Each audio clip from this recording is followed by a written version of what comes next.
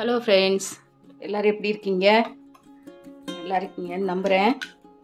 சரி, இன்றைக்கி எல்லாருக்கும் பிடித்தமான ஒரு டிஷ் செய்யலான்னு நினைக்கிறேன். அது நமக்கு எல்லாருக்கும் பிடிச்ச சிக்கன் பிரியாணி. ஸ்டவ் ஆன் பண்ணி ஒரு பாத்திரம் நான் அடுப்பில் வச்சுருக்கேன். இதில் 2 டேபிள் ஸ்பூன் நெய் ஊற்றிருக்கேன். அது கூட ஒரு குழிக்கரண்டி குக்கிங் ஆயில். நீங்கள் வீட்டில் என்ன குக்கிங் ஆயில் யூஸ் பண்ணுறீங்களோ அதை யூஸ் பண்ணிக்கோங்க. எண்ணெய் காஞ்சிடுச்சு ஃப்ரெண்ட்ஸ். நம்ம இப்போ ஸ்பைசஸ் சேர்த்துக்கலாம். முதல்ல பிரியாணி இலை சேர்த்துக்கிறேன் 2, ஒரு ஜாதி பத்திரி, 4 ஏலக்காய், 2 இன்ச்சு பட்டை, ஒரு அன்னாசி பூ, 4 பிரியாணி மொக்கு, ஒரு 10 கிராம்பு. இதெல்லாம் நல்லா பொரியட்டும் ஃப்ரெண்ட்ஸ். பொரிஞ்சிடுச்சு. இப்போ நான் ஒரு 3 பச்சை மிளகாய் கீறி வச்சுக்கிறேன், அதை சேர்த்துக்கலாம். வெங்காயம் ஒரு 3 பெரிய வெங்காயம் நீள வாக்கில் கட் பண்ணி வச்சுக்கிறேன், அதை சேர்த்துக்கலாம்.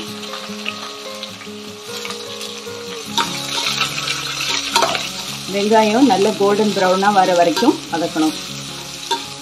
வெங்காயம் போட்ட உடனே கொஞ்சம் சால்ட்டு சேர்த்துக்கோங்க. ஏன்னா வெங்காயம் சாஃப்டாகவும் குயிக்காகவும் வேகிறதுக்கு இது என்னோட டிப்ஸு.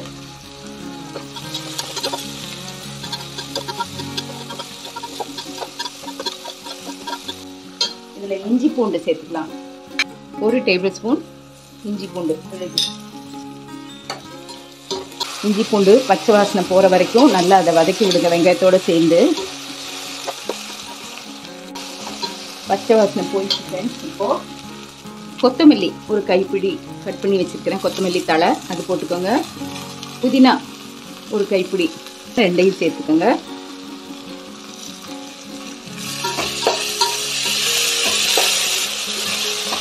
நிமிஷத்துக்கு அப்புறம் 3 தக்காளி பழம் வாஷ் பண்ணி நல்லா கட் பண்ணி வச்சுருக்கிறேன், அதை சேர்த்துக்கோங்க.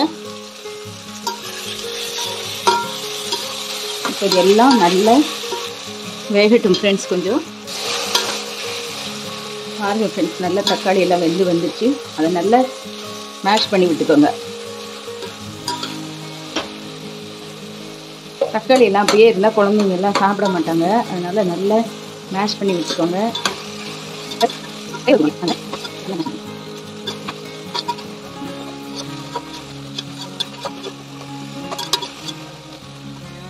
பாருங்கள் ஃப்ரெண்ட்ஸ், இந்த அளவுக்கு நல்லா எல்லாம் ஒன்றா மேஷ் பண்ணி விட்டாச்சு.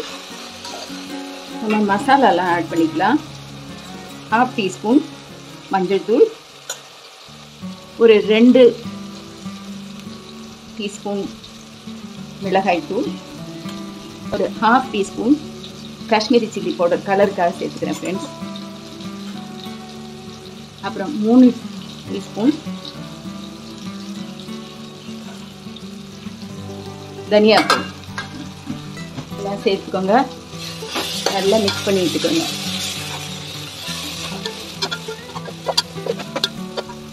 இப்போது இந்த ஸ்டேஜில் என்னோட ஒரு ஸ்பெஷல் மசாலா இருக்கும் ஃப்ரெண்ட்ஸ், அதை நான் பிரியாணிக்கு சேர்ப்பேன். பெப்பர் அண்ட் ஸ்பைசஸ், நம்ம பட்டை லவங்கம் அதெல்லாம் சேர்த்துக்கிட்டு அது கூட கொஞ்சம் 2 பச்சை மிளகாய், கொஞ்சம் மல்லி தழை, கொஞ்சம் புதினா வச்சு அரைச்சிட்டு அந்த பேஸ்ட்டு, அது ஒரு 3 டேபிள் ஸ்பூன் சேர்த்துக்கோங்க ஃப்ரெண்ட்ஸ். இது எனக்கு அந்த ஃப்ளேவருக்காக நான் செய்கிறது ஃப்ரெண்ட்ஸ். இந்த மசாலா எல்லாம் நல்லா மிக்ஸ் ஆகி பாருங்கள் ஃப்ரெண்ட்ஸ் எப்படி இருக்குன்னு. இப்படி இருக்கும் மசாலா. இந்த ஸ்டேஜில் மசாலாவோட பச்சை வாடையெல்லாம் போயிடுச்சு. சிக்கன் சேர்த்துக்கலாம். 1 kg சிக்கன் உப்பு மஞ்சத்தூள் போட்டு வாஷ் பண்ணி வச்சுருக்கேன் ஃப்ரெண்ட்ஸ், அதை சேர்த்துக்கிறேன்.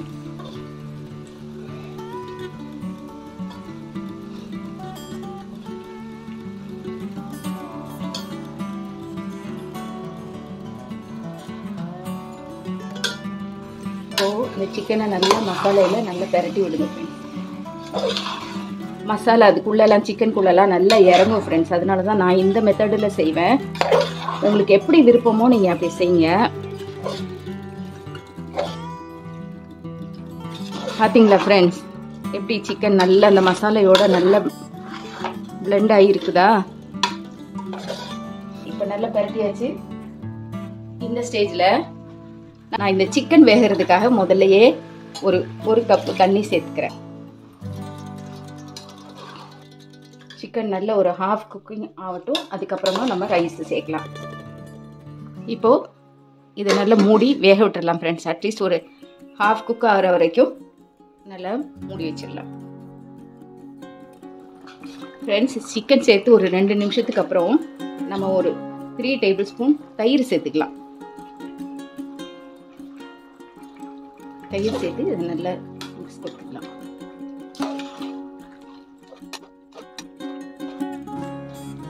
மூடி நல்லா வேக வைங்க ஃப்ரெண்ட்ஸ். இப்போ சிக்கன் வந்து ஒரு ஹாஃப் குக்கிங் ஆயிடுச்சு. நான் ஒரு 2.5 கப்பு ரைஸ் எடுத்து வாஷ் பண்ணி ½ an hour ஊற வச்சு வச்சிருக்கேன். அதை இப்போ இதில் சேர்த்துக்கலாம். சேர்த்தாச்சு ஃப்ரெண்ட்ஸ்.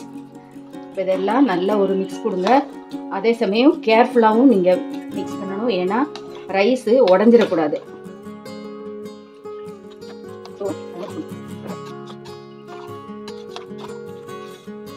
இப்போ இதில் பிரியாணிக்கு தேவையான தண்ணி சேர்த்துக்கலாம் ஃப்ரெண்ட்ஸ். ஆல்ரெடி சிக்கன் வேக வைக்கிறதுக்கு 1 கப்பு சேர்த்துருக்கேன். 2.5 கப்பு போட்டிருக்கிறதுனால 5 கப்பு தண்ணி சேர்க்கணும். மீதி நம்ம 4 கப்பு தண்ணி இப்போ இதில் சேர்க்கணும்.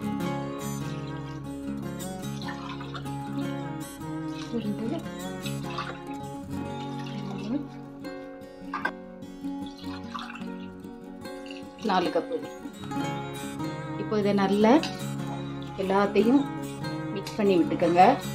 இந்த ஸ்டேஜில் நீங்கள் பிரியாணிக்கு தேவையான உப்பு மசாலா இதெல்லாம் எப்படி இருக்குது அப்படின்றத இந்த ஸ்டேஜில் தான் நீங்கள் செக் பண்ணிக்க முடியும். அதனால நல்ல ஒரு மிக்ஸ் கொடுத்துட்டு செக் பண்ணி பார்த்துக்கோங்க. வேக விட்டுடலாம். மூடி போட்டுட்டு அதை நல்லா வேக விடுங்க ஃப்ரெண்ட்ஸ்.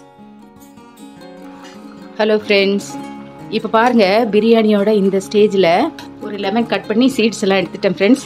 அதோட ஜூஸ் மட்டும் நம்ம பிழிஞ்சு விடலாம். ரைஸ் 3/4 குக் ஆகிருக்கு ஃப்ரெண்ட்ஸ். இந்த ஸ்டேஜில் தான் நம்ம இதை புழிஞ்சு விடணும்.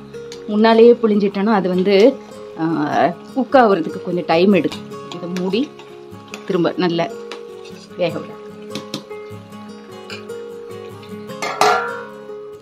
ஃப்ரெண்ட்ஸ். இப்போ பாருங்கள், நம்ம பிரியாணி ஆல்மோஸ்ட் ரெடி.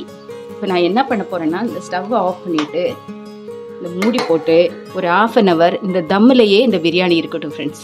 அப்போது ஏதாவது தண்ணி ஏதாவது மிச்சம் இருந்தாலும் அது நல்லா ட்ரை ஆகி நமக்கு பிரியாணி நல்லா கிடைக்கும், உதிரி உதிரியாக கிடைக்கும். ஓகே ஃப்ரெண்ட்ஸ், இன்றைக்கி நம்ம வீட்டில் அழகான சிக்கன் பிரியாணி சுவையாகவும் இருக்கும், நல்ல டேஸ்ட்டாகவும் இருக்கும். உதிரி உதிரியாக எப்படி ரைஸு சிக்கன் எல்லாம் நல்லா வெந்திருக்கு பாருங்கள் ஃப்ரெண்ட்ஸ். அது கூட சாப்பிட்றதுக்கு நான் தயிர் ரைத்தா சிக்கன் பெப்பர் மசாலா பண்ணியிருக்கேன் ஃப்ரெண்ட்ஸ். உங்களுக்கு இந்த ரெசிபி எல்லாம் பிடிச்சிருக்கும்னு நினைக்கிறேன் ஃப்ரெண்ட்ஸ். நீங்களும் உங்கள் வீட்டில் இது மாதிரி செஞ்சு சாப்பிட்டு பாருங்கள். ஒப்பீனியன்ஸை கமெண்டில் சொல்லுங்கள்.